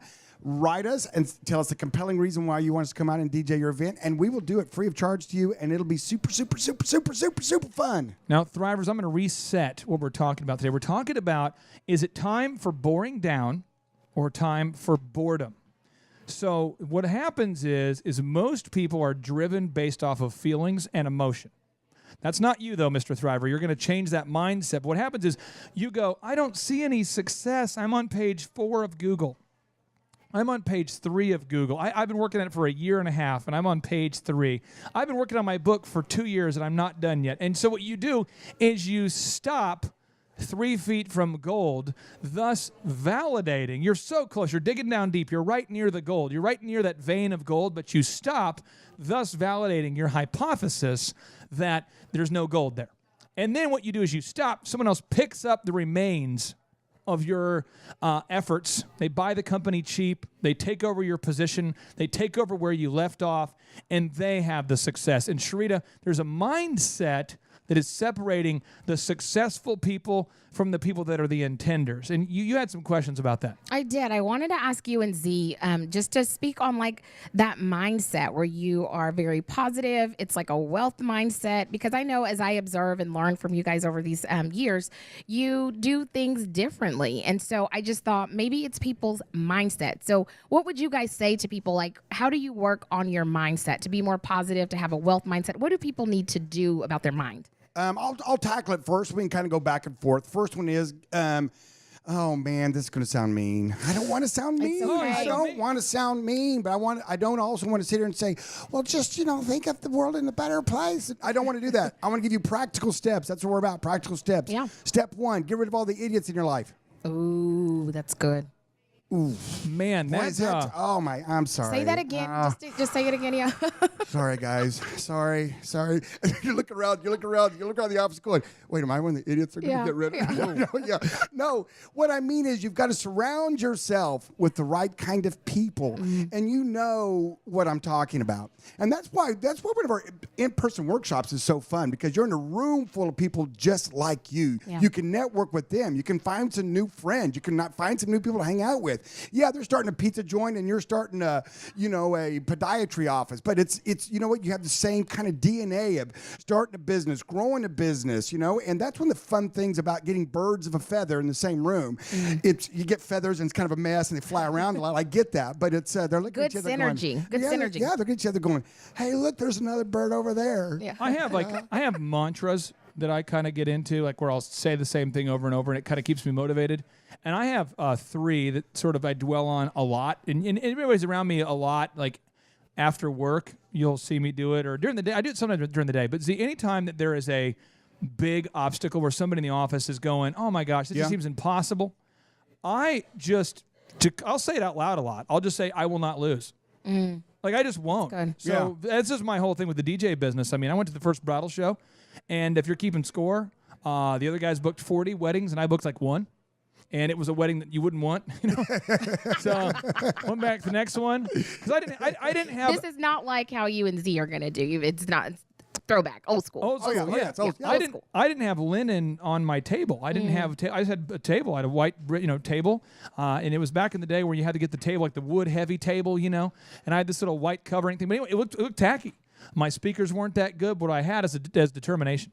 I booked that wedding, worked 3 jobs, came back after working at Target, Applebee's, these different places. I felt bad the first one I went to. Second one I came back, had a nice linen, had nice speakers, good presentation. My sales book was terrible. Came back again. The last wedding show that I did, Dan McKenna and I did it together, and we closed over $100,000 of deposits at the show. Wow. So it was just, it was so it's competition maybe booked 1 and we booked like 70, So it's a deal where my whole thing is I just won't lose. And that's not my quote. I used to listen to way too much rap music as a young guy. But Jay-Z randomly shouts in his music, he says, I will not lose. And so that's a big thing for me. Yeah. The second one was Puff Daddy, who was a guy that I researched a lot of his life because he was an intern at Howard University trying to get in the game and they wouldn't hire him. So he dropped out of school, worked for free. And he's the one who founded the Notorious B.I.G., Jodeci, and Mary J. Blige. He found him and he said, here's the deal. I've got these 3 artists, and if you will agree to pay me a percentage of what they make, I'll tell you who they are. And they're like, who are they? Can't tell you. And that's how he made his mark. He started Bad Boy Records, was those 3 artists. And he says, can't stop, won't stop. So I picture myself. You need the I do. I picture myself as having this momentum that can't be stopped. So as we've built Thrive, we've been working on this for about 3-4 years, and we're getting near the top in Google in the world for the phrase business coach.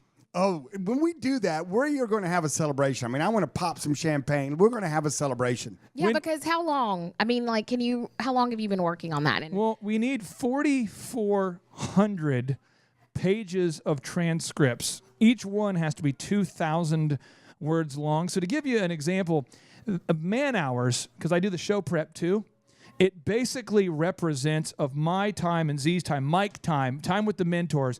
It represents the show time and the prep time. And I know this sounds crazy, Travers, but it represents almost 8,000 man hours of just recording. Yeah. And so when you get into the math and you're going, are you kidding me? Are you kidding me? Yeah. No, I mean, it's a lot of stuff. And so we flew out to Orlando to interview Lee Cockrell, the executive vice president of Disney World. He's such a stud. And I love him. But the thing is, I don't do well with traveling. My ear stays plugged for like a Okay, I'll land on a Monday, and on Tuesday my ear is still plugged. I get motion sickness. I don't do well when people. You drink a lot of vodka cranberries on there. I know that. And here's the thing: what I do is I get on the plane. I always go to the back left, and I lean right so people won't touch me.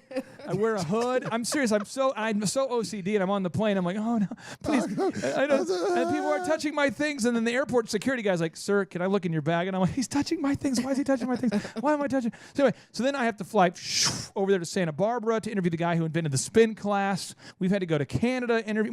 We've gone everywhere to gather up these people. One of my favorite places was down in San Antonio to go interview David Robertson. That guy's he's a stud. David Robinson is awesome, and so. These are all mentors on Thrive15.com. But we were down and captured their story. These are people that you'd want to, hey, man, I'd love to have lunch with you. I'd love for you to mentor me. I'd love to hang out with you.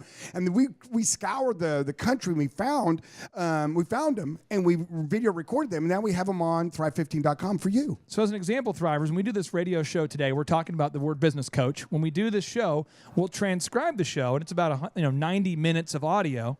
And when you transcribe it all, it produces roughly, about 16,000 words of content-ish, depending upon, how we do it. And then what we have to do is you got to pay $1 per minute for a team to transcribe it. You've got to pay people to upload the content. And there's no validation. My mom will go on Google and go, honey, I don't see you on Google. Where are you? Like, I'm on page 2 where they bury dead people. You know what I mean? They can't find anything on page 2. But now we're top in Google. If you Google business coach and if you're in the city of Tulsa, you'll find us on page 1. But we're going worldwide, baby, and we've just got to stay the course. Z, it's a grind. You got to get down to the bone marrow, baby. Get down to that bone marrow. Stay tuned. We're talking about Born Down on the Thrivetime Show. Carter. This is my wife, Jensen Watts. She has a photography business that we're trying to get up and growing. So I, listen to talk radio. I drive a lot for work, and got tired of listening to radio all the time, and I can't plug my phone into my truck. It's too old.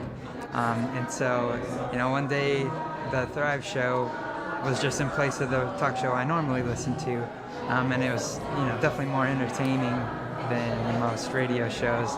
And so that's, it took about a week or two before I actually looked more into it.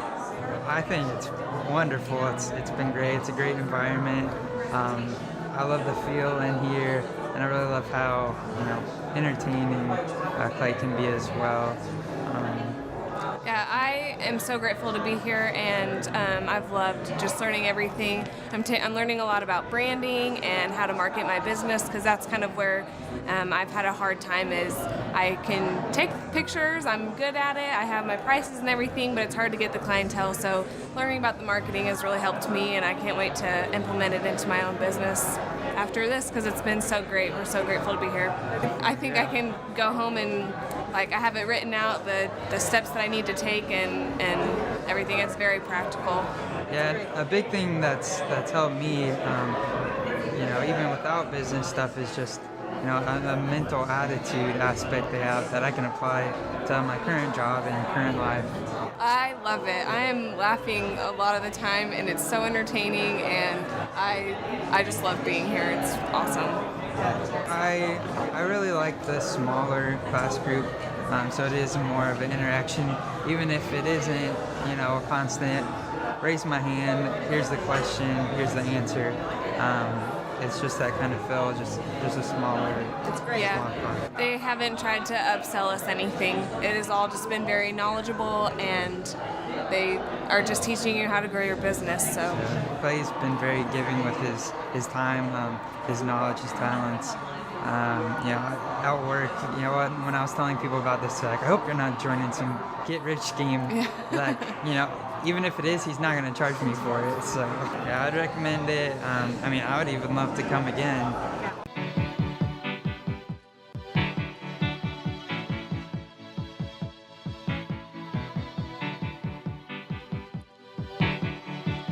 Thrive Nation, it is a beautiful day today, and I hope it is for you too. You see what I did right there, Z? You see what I did there? Mixing the song artist and the song title. Just bam. Wow.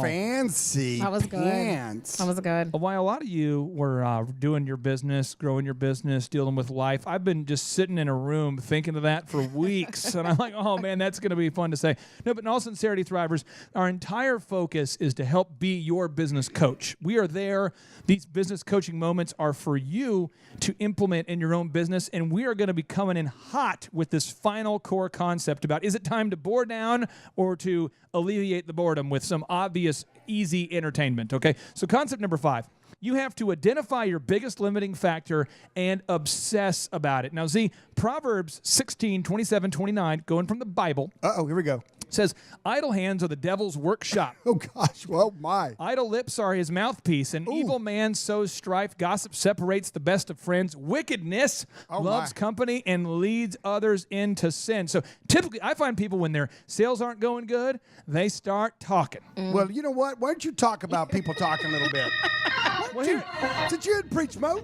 Here's the deal. When you have throwing out the thing called the Bible? When you have a successful business, when you run into an opposition, what you do is you start to ask yourself, what is the root cause? What is the thing causing me to be stuck? And you dive into that and you focus on that. You don't attack people. You don't try to divide people. You don't try to sow seeds of gossip. But what happens for most people is when they run into any amount of strife or struggle, they immediately begin to divide, to gossip, to rumor, to split into fractions. I hate it. It's not a good thing. And so, Z, for the person listening right now who goes, my business is stuck, and they're asking themselves, is it a spiritual thing? People start to do that. Is it a spiritual thing? Why I'm not growing?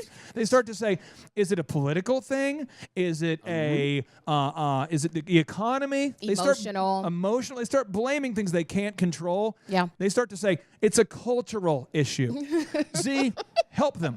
Oh, here's the thing, and that's why so many people are tuning into the show. That's why so many people are coming out to the workshops. That's why so many people are getting on Thrive15.com.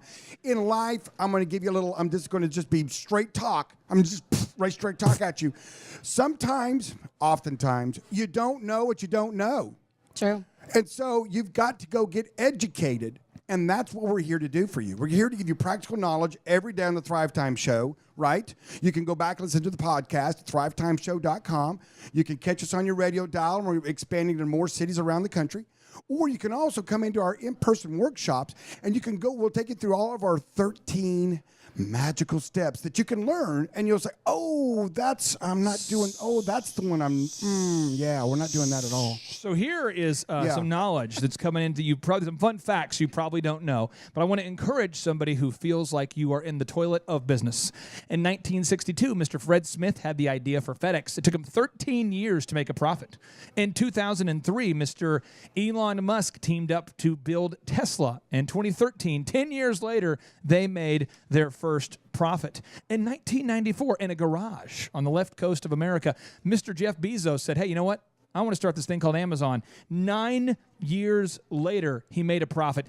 Bill and Scott Rasmussen, father and son team, they teamed up in 1978 to start Sports Center. They could not get celebrities to endorse it, so they went to the Kentucky Derby and randomly interviewed people about nothing related to Sports Center, saying, what do you think about today's event? And they go, it's great. And they illegally edited those all together and turned it into the first Sports Center commercial. Those homies didn't make a profit for 5 years. Square, founded in 2009, didn't make a profit until 2015.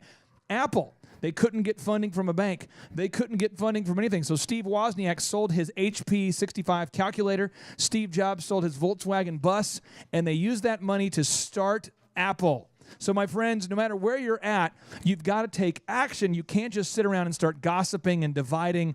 And so you've got to take these 6 action steps. We're going to come in hot. Z, I'm going to fire it off to you. Here we go. Okay, let's get it on. One, you've got to have a day timer. Why? Well, you got to keep your schedule, and you got to be in control of time, not time in control of you. 2, you have to have a to-do list. Why? Well, you have to know what's next on your list. That you check.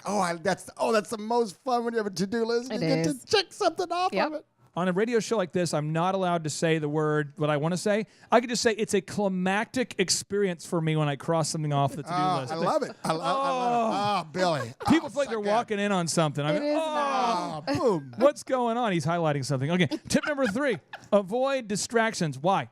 What did you say something? Why do you have to avoid distractions? What happened? Sorry, I was on Facebook. What were you saying? Well, because what they'll do is it'll be a heartbeat. You look up, you've been spending 30 minutes on Facebook. You're like, how did that just happen? I'm supposed to be, dictating or writing or doing something. And so you have to really be purposeful in making sure that there's no distractions around you. And if one tries to come up, you've got to use the ninja move. Ninja move. Here it is. Everybody. Business you coach can't see ninja this move over the radio, but you're going to feel this. You just take that distraction, you walk up to it with your open palm and go, psh, psh, psh. That's how you do it. Slap it. Now, the next one, tip number 4, you must write down your big ideas in a dream catcher book, some kind of notebook, you got to write down your big ideas as they come to you so you don't lose them. Z, why? You know what's fun about doing that is that one of these days you'll just blow by it and you'll look back on it and you'll go, oh my gosh. My dreams have expanded so much bigger than what they were 20 years ago, 10 years ago. It's really fun in your life to document it as you go through, And so that's just the thing. You write it down, look at it, post it up someplace, have it to where you can see it on occasion, and just have that little. It's like the carrot out in front of that little cart horse. You know why the horse keeps going? Because he's trying to get to that little carrot. Yeah. So that's your carrot. Now, this next move is you must be careful. Tip number 5, you must be careful who mentors you. Why? Oh, and here again it goes back to get the idiots out of your life because everybody around you is mentoring you. Really? Yes, they are. And they're either mentoring you in a positive way or a negative way. So that's why I'm saying you have to be purposeful in who you surround you with because your net worth is directly correlated to your net worth. Oh, your net. Break that down, Clay. What did I just say? Your network is your net worth. I'll give you an example. Dr. Z is a powerful person, and he's a high integrity person. So there are times, and I would say it's probably once a month, where I call him and I'll say, hey, here is a fork in the road, and I want to know your take on how to handle it. And he always errs on the side of the high ethic, the high ground, the long-term play. And, over time, I start to ask myself, what would Z do? And maybe the rate of questions decreases over the years. But what happens is if I had somebody next to me who isn't where you are, they would say, you know what? Because this has happened 2 weeks ago. We had an employee who, this is actually it's a crazy deal, but he's trying to do some really illegal, shady stuff. And so rather than getting all upset about it, we have the keystroke recorder. I saw what he was doing. I let him go. But there would have been a part of me that wanted to fight him. I mean, physically take him outside.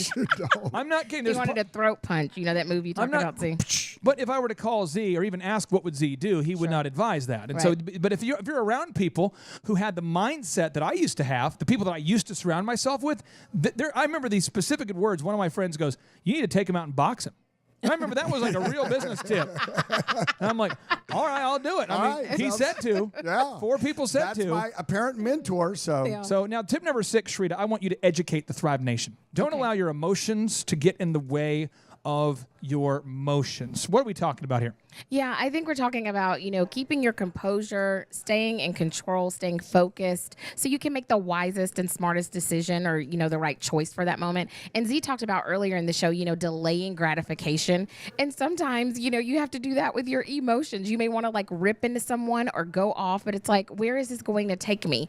And I think when you are able to harness your emotions and control those things, you can be rational. I mean, how many times have we all thought you're mad at someone, you think, gosh, I could just, kill them or take them out and box them or whatever. Maybe it's just me that thinks this, but then you don't do it. And 2 weeks later, you're like, oh, I love that person so much. I'm so glad they're here. I'm so glad they're in my life. So emotions aren't stable. So you can't let those drive the bus. They'll take you off in a ditch. Now, Z, we've created 4 ways to help the Thrive Nation. Way number 1, they can go to thrivetimeshow.com and subscribe for our podcast. Why would anyone want to do that? Well, they may miss the show. They're kind of fun. And here's the thing, too. You may be listening to today's show and go, oh, I've got a buddy in some other place in the world that needs what you said today. So then you email it to them, you share it with them, share it with a friend, and then that way you're always getting them. And then if you miss a show, you can go back and listen to the podcast as many times as you want. You can go to thrive15.com, the world's best business school, the most affordable. It's $1 for your first month. $1. Time management, leadership, sales, marketing, social media, advertising. I mean, everything you need to know to start or grow a business is up there at thrive15.com. 3, we have unbelievable in-person workshops. Just go read the reviews. I mean, if you read the reviews of the thrivetimeshow.com workshops, people love them. I encourage you to come out to them. If you can't afford them, now you can, because we have a scholarship. And fourth, we have one-on-one business coaching. Why is it so valuable? Well, some guys want they can afford it, and they want a little bit more. They need a little extra, and they're like, hey, listen, I don't want to search. I want to do this. I want to just come in, sit down with someone, and I want to just get it all mapped out, and I want to have a guy or a gal. That's my guy or my gal. It's nice to know that the person leading the way knows the proven plan that Z and I have created for you. We know how to do it, and they're going to implement that system. They're going to give you the blueprint, and our team is going to help you execute it. Go to thrivetimeshow.com to learn more. And as always, 3, 2, 1, boom.